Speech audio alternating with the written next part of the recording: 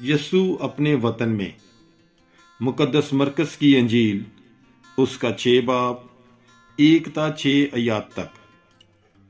फिर वहां से रवाना होकर वो अपने वतन में आया और उसके शागिर्द उसके पीछे हो लिए।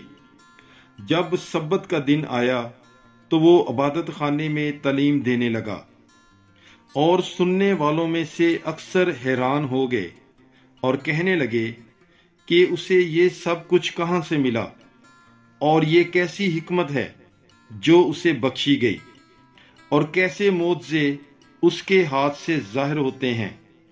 क्या ये वो बड़ई नहीं, इब्ने मरियम और यकूब और यूसुफ और यहूदा और शमौन का भाई, और क्या इसकी बहनें हमारे यहाँ नहीं?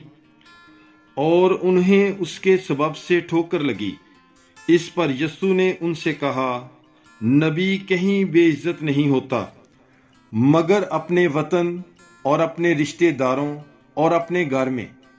और वो कोई मोज़ा वहां ना दिखा सका सिवा इसके कि थोड़े से बीमारों पर हाथ रखकर उन्हें शिफा बख्शी।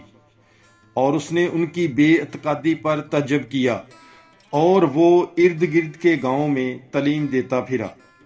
पाकलाम के पढ़े और सुने जाने पर खुदामंद की बरकत हो, खुदा का शुक्र हो। God bless you. Bible is life.